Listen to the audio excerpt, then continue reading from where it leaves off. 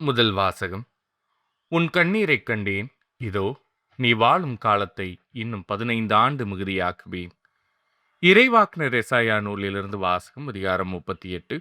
இறைவசனங்கள் 1 முதல் 6 முடிய மற்றும் 21 முதல் 22 முடிய மற்றும் 7 முதல் 8.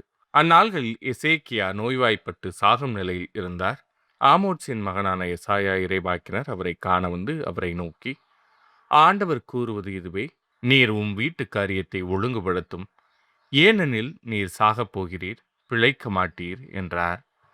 எசேக்கியா சுவர்ப்புறம் தம் முகத்தை திருப்பிக் கொண்டு ஆண்டவரிடம் மன்றாடி, ஆண்டவரே, நான் உம் திருமுன் உண்மை வழியில் மாசற்ற மனத்துடன் நடந்து வந்ததையும் உம் பார்வைக்கு நலமானவற்றை செய்ததையும் நினைத்தருளும் என்று கூறி கண்ணீர் சிந்தி தேம்பி தேம்பி அழுதார். அப்போது ஆண்டவரின் வாக்கு எசாயாவுக்கு அருளப்பட்டது. நீ எசேக்கியாவிடம் சென்று கூற வேண்டியது: உன் தந்தை தாவீதின் கடவுளாகிய ஆண்டவர் கூறுவது இதுவே: உன் கண்ணீரைக் கண்டேன். இதோ, நீ வாழும் காலத்தை இன்னும் 15 ஆண்டு மிகுதியாக்குவேன்.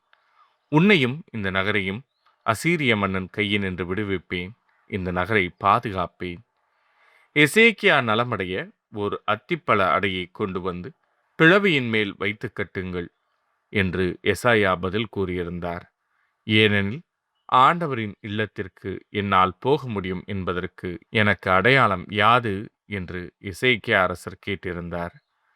தாம் கூறிய இந்த வார்த்தையை ஆண்டவர் நிறைவேற்றுவார் என்பதற்கு அவர் உமக்களிக்கும் அடையாளம்: இதோ, சாயும் கதிரவனின் நிழல் ஆகாசின் கதிரவ கடிகையில் 10 பாத அளவு பின்னிடச் செய்வேன்.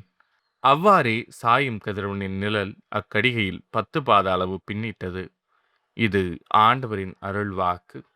இறைவா, உமக்கு நன்றி. பதிலுரை பாடல். அழிவின் குழியிலிருந்து ஆண்டவரே, என் உயிரை காத்தீர். என் வாழ்நாள்களின் நடுவில் இவ்வுலகை விட்டுச் செல்ல வேண்டுமே. நான் வாழக்கூடிய எஞ்சிய ஆண்டுகளை பாதாளத்தின் வாயில்களில் கழிக்க நேருமே என்றேன். அழிவின் குழியிலிருந்து ஆண்டவரே, என் உயிரை காத்தீர். வாழ்வோர் உலகில் ஆண்டவரை நான் காண இயலாதே. மண்ணுலகில் குடியிருப்போருள் எந்த மனிதரையும் என்னால் பார்க்க முடியாதே என்றேன். அழிவின் குழியிலிருந்து ஆண்டவரே, என் உயிரை காத்தீர். என் உறைவிடம் மேய்ப்பனின் கூடாரத்தைப் போல் பெயர்க்கப்பட்டு என்னை விட்டு அகற்றப்படுகிறது. நெசவாளன் பாவை சுருட்டுவது போல் என் வாழ்வை முடிக்கிறேன். தரியிலிருந்து அவர் என்னை அறுத்தெறிகிறார். அழிவின் குழியிலிருந்து ஆண்டவரே, என் உயிரை காத்தீர். என் தலைவரே, நான் உம்மையே நம்புகின்றேன். என் உயிர் உமக்காகவே வாழ்கின்றது. எனக்கு உடல் நலத்தை நல்கி நான் உயிர் பிழைக்கச் செய்வீர். அழிவின் குழியிலிருந்து ஆண்டவரே, என் உயிரை காத்தீர். நற்செய்திக்கு முன் வாழ்த்தொலி. அல்லேலூயா, அல்லேலூயா. என் ஆடுகள் என் குரலுக்கு செவிசாய்க்கின்றன. எனக்கும் அவற்றை தெரியும். அவையும் என்னை பின்தொடர்கின்றன. அல்லேலூயா. நற்செய்தி வாசகம். ஓய்வு நாளும் மானிட மகனுக்கு கட்டுப்பட்டதே. மத்தேயு எழுதிய தூய நற்செய்தியிலிருந்து வாசகம். அதிகாரம் 12. இறைவசனங்கள் 1 முதல் 8 முடிய. அன்று ஓர் ஓய்வு நாள். இயேசு வயல்வழியே சென்று கொண்டிருந்தார். பசியாய் இருந்ததால் அவருடைய சீடர் கதிர்களை கொய்து தின்னத் தொடங்கினர். பரிசேயர்கள் இதை பார்த்து இயேசுவிடம், பாரும், ஓய்வு நாளில் செய்யக்கூடாததை உம் சீடர்கள் செய்கிறார்கள் என்றார்கள்.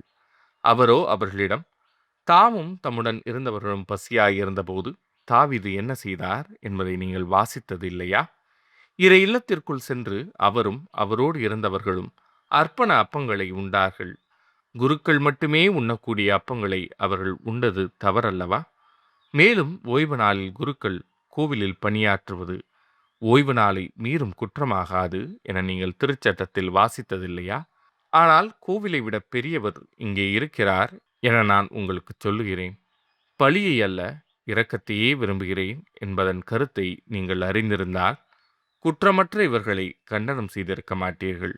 ஆம், ஓய்வு நாளும் மானிட மகனுக்கு கட்டுப்பட்டதே என்றார். இது ஆண்டவரின் அருள்வாக்கு. கிறிஸ்துவே, உமக்கு புகழ்.